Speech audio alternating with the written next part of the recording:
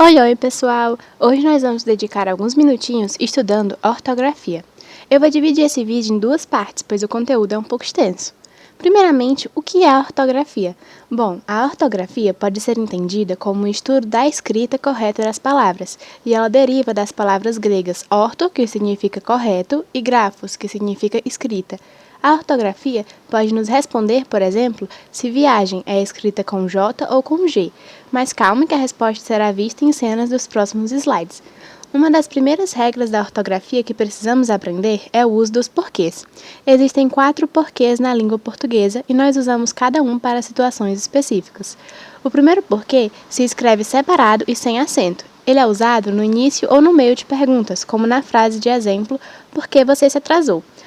O segundo porquê se escreve junto e sem acento. Ele é usado em respostas, como no exemplo, me atrasei porque saí mais tarde de casa.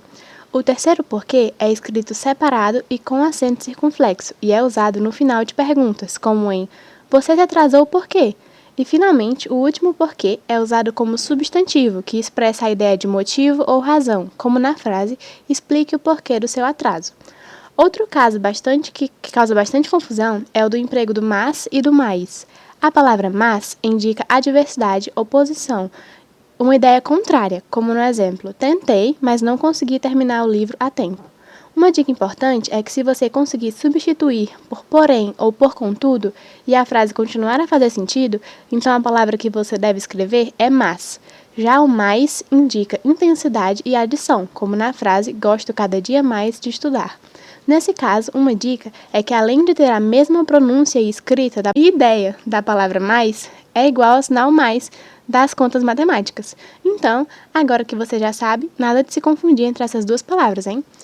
Com o novo acordo ortográfico, as letras K, W e Y foram inclusas oficialmente no alfabeto e acabaram confundindo um pouco as pessoas.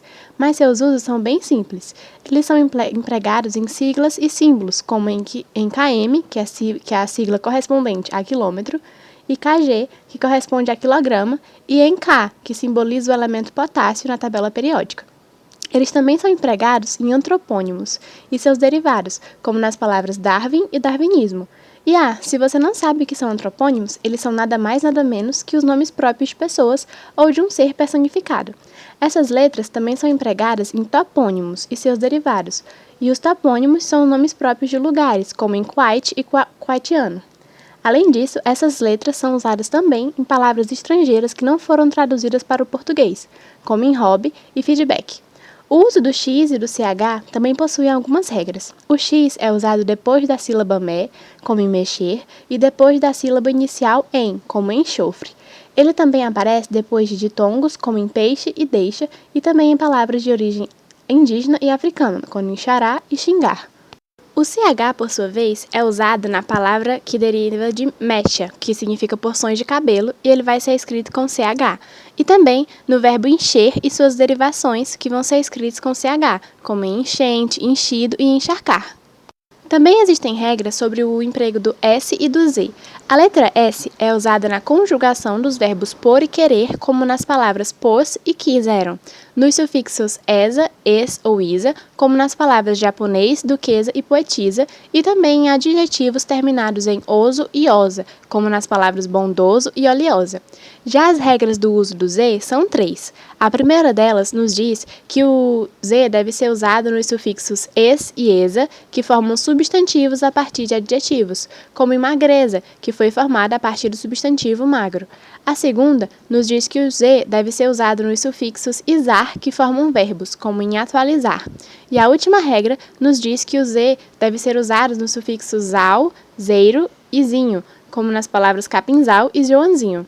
E agora, com as regras do G e do J, nós vamos conseguir saber se a escrita correta da palavra viagem é com G ou com J. Mas calma, primeiro vamos para as regras. A regra do uso do G nos diz que eles devem ser usados nos substantivos terminados em gen, como nas palavras viagem e vagem. Então, lá no início, a forma correta é viagem escrita com G. Além disso, a segunda regra nos diz que o G deve ser integrado nas palavras terminadas em ágil, égio, ígio, ógio e úgio, como nos exemplos presságio, régio, litígio, relógio e refúgio. A regra do H é a última que veremos hoje. Com ela, nós sabemos que o H deve ser usado por razões de força etimológica, como nas palavras hélices e helicóptero, e também nas palavras compostas, como em super-homem, mini-hotel e sobre-humano. E a outra regra nos diz que devemos empregar o H no final de algumas interjeições, como A, O e U. E a última nos diz que o H deve ser usado nos dígrafos LH, NH e CH, como nas palavras galho, ninho e cacho. Então é isso, pessoal. Esse foi o conteúdo de hoje. Não esqueça que ele continua na segunda aula e os slides estão disponíveis na descrição. Até o próximo vídeo e tchau, tchau!